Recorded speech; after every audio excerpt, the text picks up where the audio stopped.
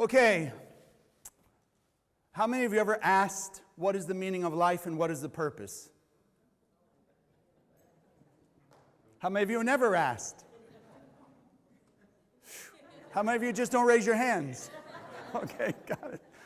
So sometime along our lives, we're all going to ask that, or we do ask that question. Why am I here? What's the purpose? What's the meaning of life? And so I want to give you one of the Kabbalistic answers this morning, because as many of you have been around for a while, you know that Kabbalah, being the blueprint, the universal blueprint of creation, has many different facets of answers, but it's the same for all of us, right? Because we're all very similar. We're created by one God. As the Bible says, we're created in the image and likeness of God, and therefore if we come from one source, there has to be essentially one purpose for all of us that we just fulfill in different ways. Because we all are different people, we have unique parts of the Creator, but it is essential that we remember every human being on earth has the DNA of God inside. There's not one person from the saint to the sinner that doesn't have the DNA of the Creator. Some are expressing it more, some are less, but we all have it inside of us. And therefore we start with that idea when we came into this world, just to give you a little deeper understanding of Kabbalah. This story of Adam and Eve, if you look at it very carefully in this thing we call the Bible, which the Kabbalists teach is true historically, but much deeper is the spiritual Kabbalistic meaning. But if you look at it very carefully, which most of us don't, it says very simply an odd thing. When God created Adam, it says, created he them, male and female. And then you read the story of God taking out, whatever you want to call it, a rib, a bone, out of Adam and making Eve. So the Kabbalists explain, yes, that we are all one. We were one in the endless world before creation, before there was an Adam and Eve, and our ultimate goal and purpose is to be one again. But the question, and leading up to it, is, if Adam was just a human being, it wasn't Adam and Eve yet. The first being on earth was a being both of a male nature and a female nature. And then the piece was taken out of this being to create Adam and Eve. And so the Kabbalists ask, well, what was the purpose? If our job is just to be one, our job is just to be godlike in this world, so why did there have to be this separation or this creation of Adam and Eve, male and female? It's the simplest answer, but it's probably the most difficult thing we face on a daily basis. It's called relationships. Yeah, look at all the heads go, That's it. Why? Because if you think in simple terms, there's the Creator God, and as we know Kabbalistically, has this energy force called the light. The light is the source of all the fulfillment, all the joy, all the happiness, all the good we could ever imagine. But if the Creator had not created us to bestow that goodness, that light on us, then the Creator would be sitting, metaphorically, with all this energy of goodness, and there'd be no experience of that goodness. So giving us that same DNA and creating many people in this world gives us the opportunity, which is one of our purposes, to be godlike towards every human being, in every interaction, in every way, shape, or form, all day long. Now, how many of you find that an easy thing to do? No. The toughest thing, why is it so many people want to run away? Let me go up to the mountains, let me live by myself, me and God, I'll commune with God, just me by myself. Easy. But there's no bestowing of your godlike talents and abilities if there's no one to bestow it on. What would happen, imagine, whatever you do for work, what if there were no place of work that used your talents and abilities? You'd be sitting frustrated because you have talent and ability that you know is inside you, but nowhere to use it, no way to bestow it or share it on anyone else.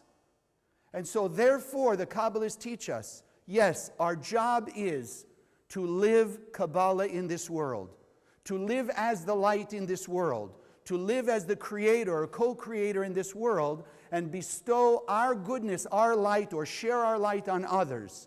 Not in an egotistical way, but in a form of unity.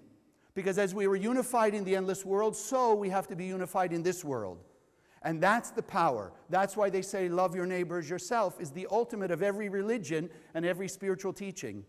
Because when we love our neighbor as ourselves, what are we doing all the time? We are sharing with every single person in every interaction, no matter who they are and what they've done to us.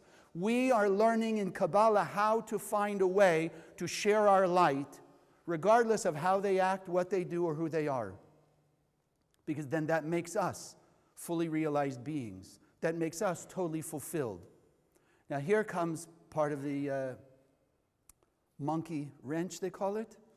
The glitch here. When is the greatest time for us to learn those lessons?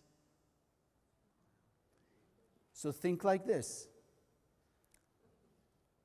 If a person is born, as they say, with a silver spoon in their mouth or an easy life, versus the person who has to work hard and drag themselves up, as they say, from the bootstraps to become something, to manifest something, to achieve something in the world, which for us is the better example of how to be godlike?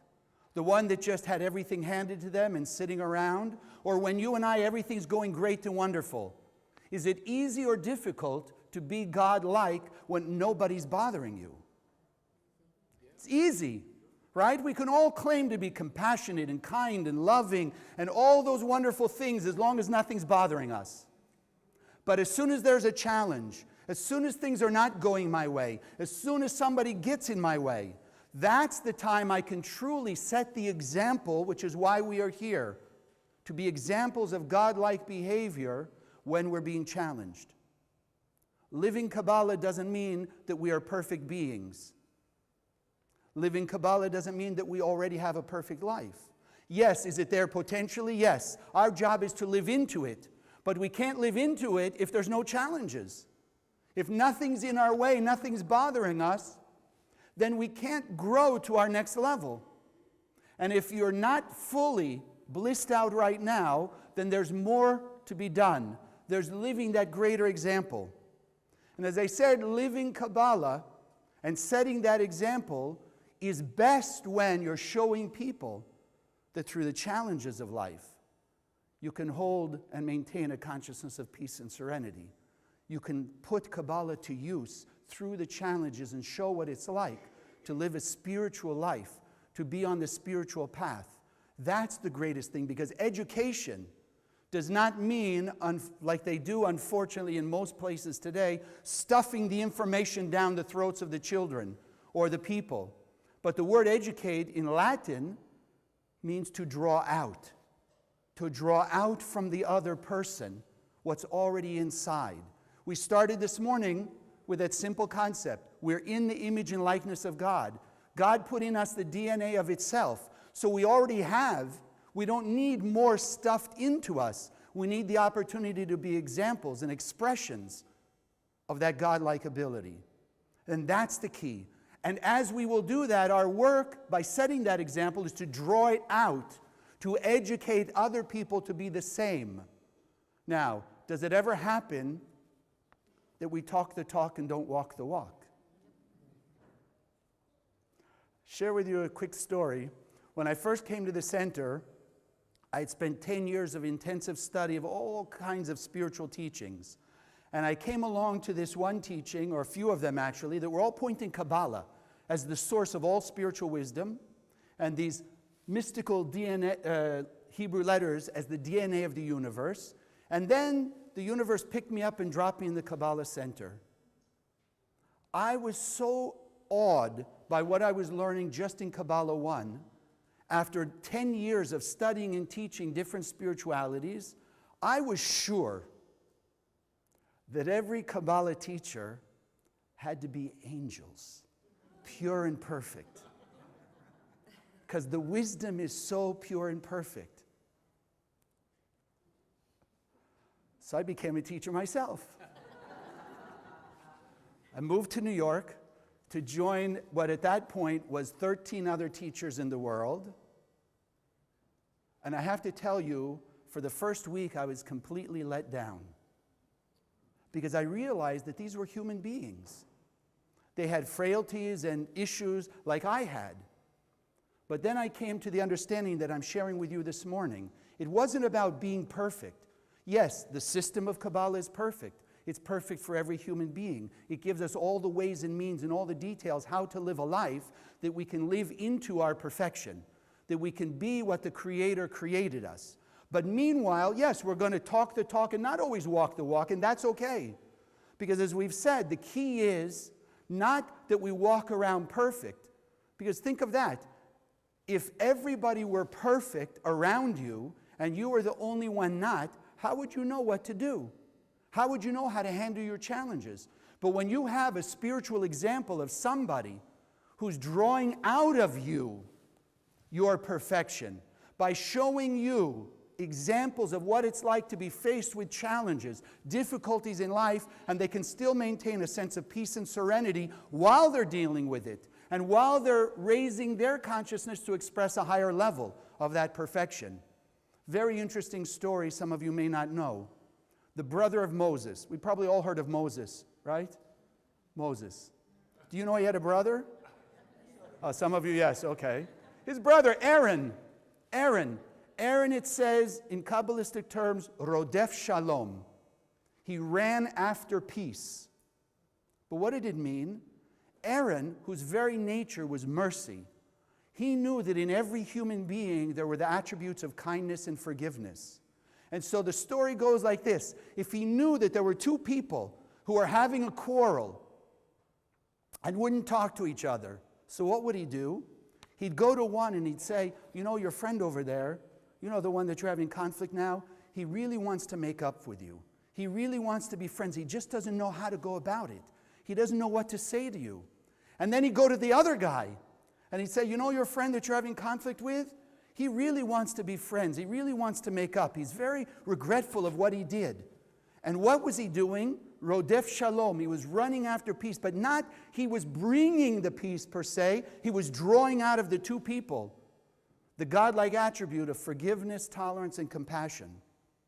And that's why they called him Rodef Shalom, that he ran after peace, because he was drawing out of people what the Creator put in to overcome the challenge of whatever the conflict may have been. Because the point is to make us better. There is not a challenge that comes to any human being on earth that if we'll learn to use it Kabbalistically, won't make us better people. If we don't see it that way, yes, then it'll bring all the chaos that we see in the world. But when we learn to be spiritually minded through those challenges, it makes us a better person because those challenges are squeezing us, are pushing us to be our better selves. Don't they say necessity is the mother of invention? So in our lives, what does necessity look like? When you're challenged and you don't have an answer, you're not sure what to do, then what do you have to invent? The solution. But we're fortunate enough here to know that the solution lies within us. It's our job just to bring it out. Let it shine from within.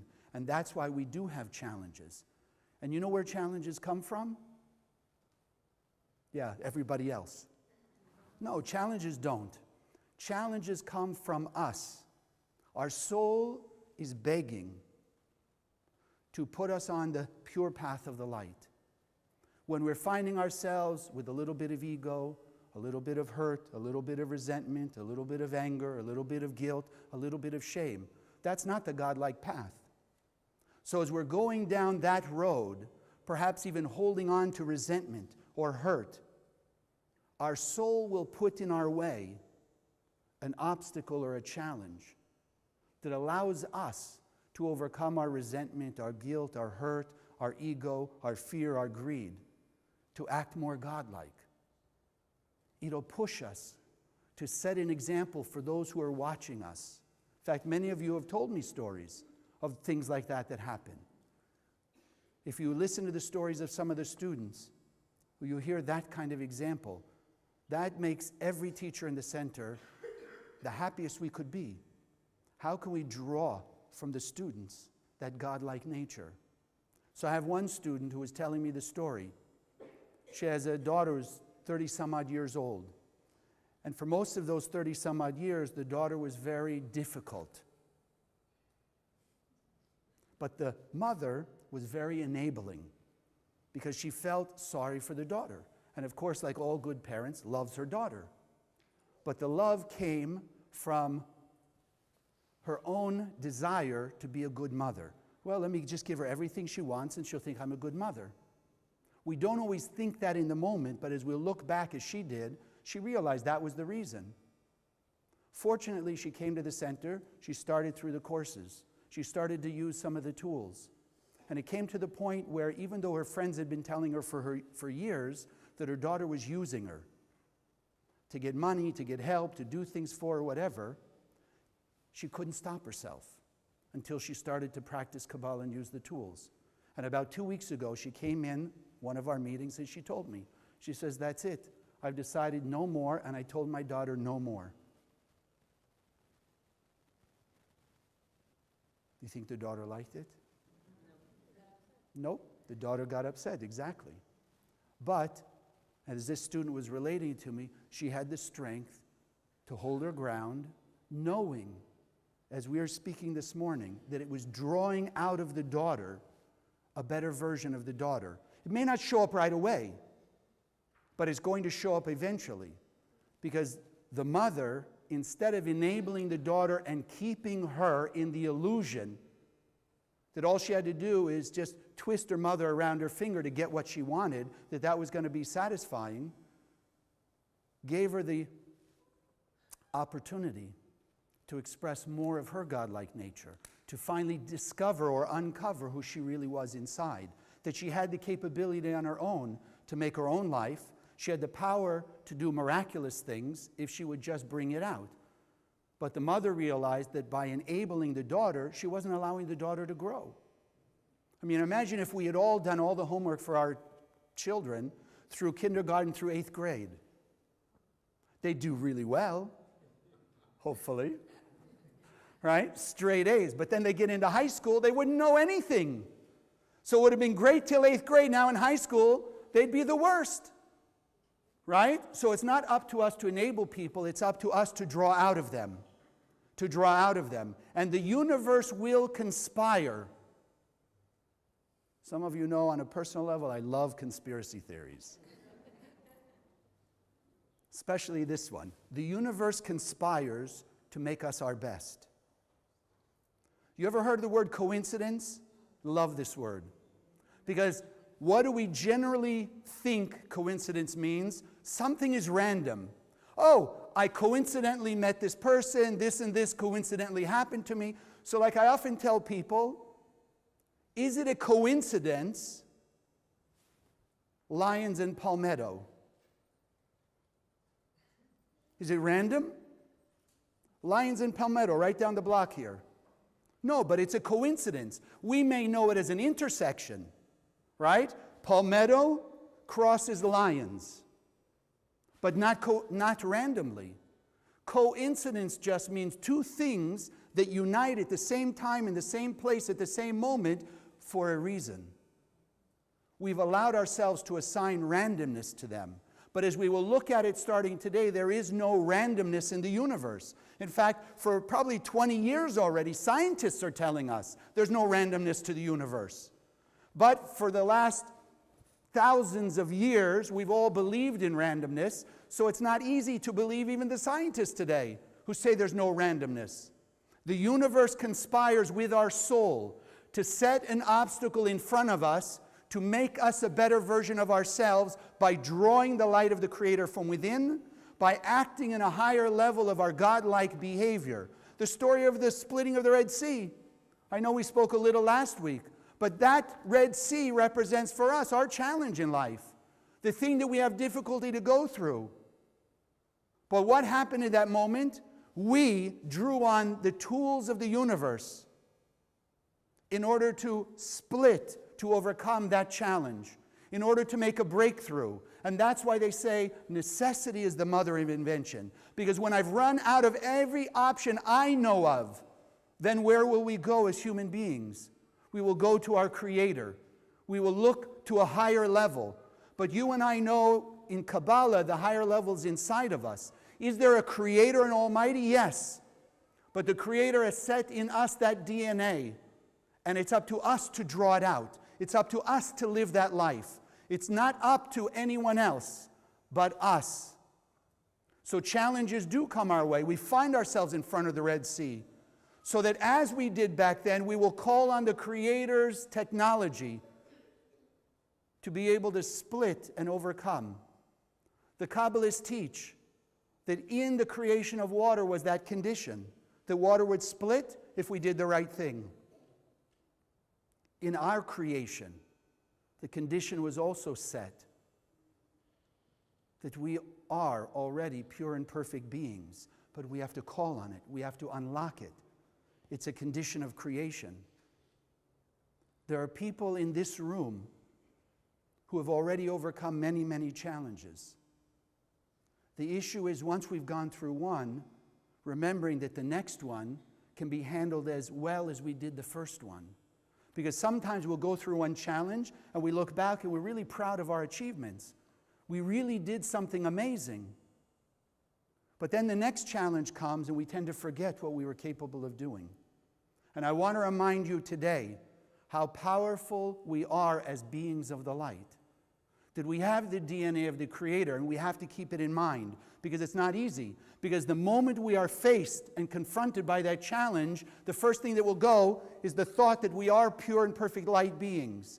Because we're in the midst of those feelings of anger or greed or resentment or guilt or shame, something that's not very godlike. And then it's easy to look in the mirror and say, look at you, again. The true nature inside of us is pure light being. It's our job to draw it out, to live that life. I have a student who's challenged, very difficult relationship,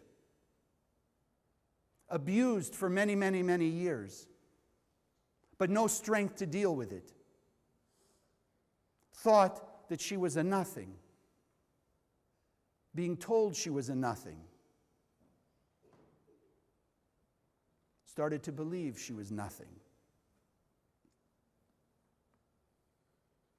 Came here, as we're learning today. Started to awaken the power inside.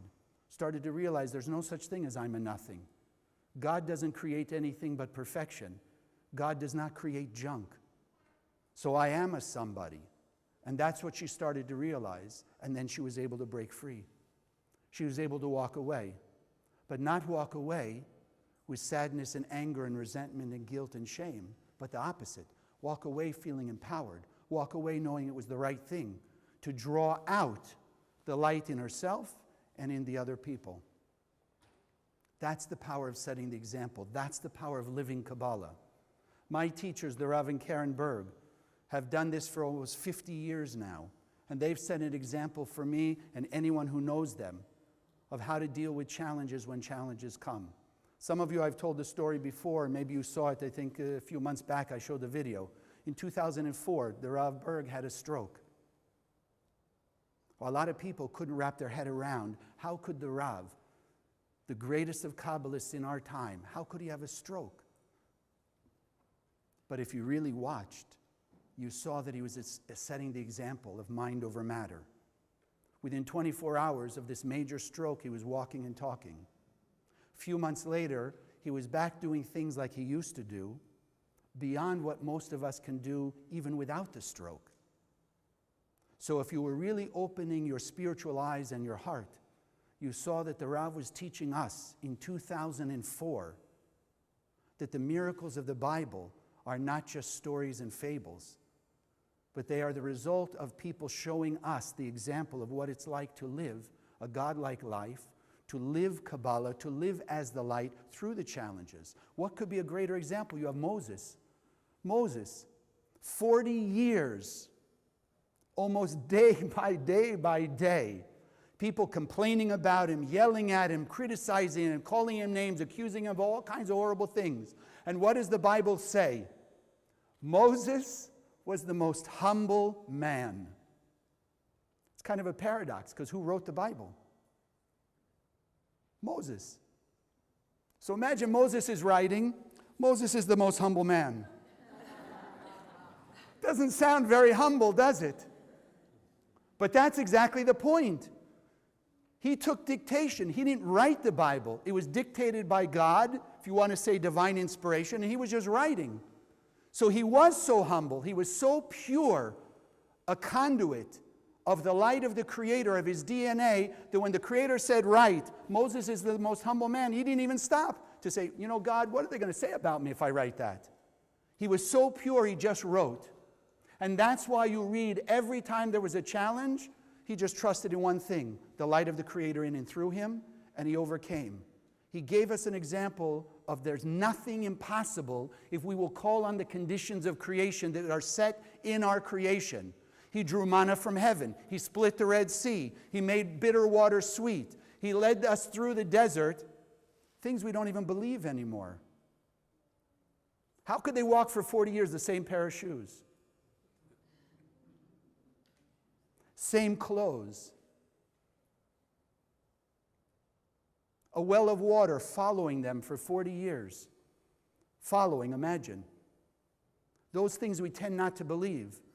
But our purpose in teaching Kabbalah is to help us believe and know what that means for us today. Everywhere we go, who do we take with us?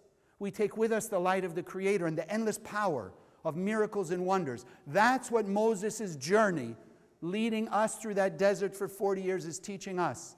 Everything is possible if we will allow ourselves to draw out from within us this perfection. If we will allow ourselves to live humbly with our Creator and understand it's not my power, but I've been given the ability to make use of it. I always like to look at it like a fireman. When firemen go to the fire, what puts out the fire? The firemen, the hose, or the water? What puts out the fire? The water puts out the fire. Water exists already behind that fire hydrant. But it takes the hose and it takes the firemen to connect to the water and to channel it out to the fire to put the fire out. But it's not the power of the firemen, as it's not our power to make the miracles. It's our power to channel the light of the Creator that is miraculous. It's the power to draw on that condition of creation of who we are, who we truly are, what power we do have to create and manifest those miracles. As my teacher, the Rav, always said, it wasn't the splitting of the sea that was the miracle. It was drawing down the use of the Kabbalistic tools into the world that created the miracle. The miracle was living in the light. The miracle was using the tools and the technology to set the example. Once you've done that, then automatically things have to change. I shared over the weekend, is the miracle that the door opens up at home, or in essence is the miracle the key? The key is the miracle. Once you have the key, then it's just an effect, a consequence that the door will open up. And so too, the key that is Kabbalah, the key that we use every week, the 72 names, the key that the center is set on spreading throughout the world. Our mission to bring the Zohar to every person on earth, to unlock the light of the Creator that's inside every human being, so that we will all be examples to other people as they watch us live life, handling our challenges towards the goal of being perfect. Today is the day we can start to be perfect. We can start to live that life and set that example to a higher level. It only takes one thing, a decision. We have to decide right now, yes, I want to live that life. I want to believe. I want to know that I have the power of the Creator inside me, and anything that's not godlike is just my opportunity to fill in that space. Wherever there's darkness, we have light to fill it in. Our job is to know there's not any aspect of darkness that we cannot fill. There's no challenge in our life we cannot face, confront, and defeat when we work in unity with the light of the Creator. And that's the other issue. So often, unfortunately, we get caught up in trying to make everybody else's life better. But the Kabbalists teach us we're in one-on-one. It's a one-on-one between me and the Creator, you and the Creator, not between me and you. We can set the example for other people, we can encourage other people, we can motivate other people, but we cannot do their spiritual work for them. They have to do it for themselves. But it's our job to make the effort by living more of our light, to activate the light that's inside them and giving them the power to live their own life. You cannot do for other people. That was the enabling that this one mother was doing for her daughter, doing everything for her, so the daughter was powerless. You and I want every human being on earth to be the powerful beings that God created us to be. And we can only do that when we're letting other people live their life and handling their own challenges. Yes, with our support, with our love, with our care, but we have to help them help themselves and not do for them.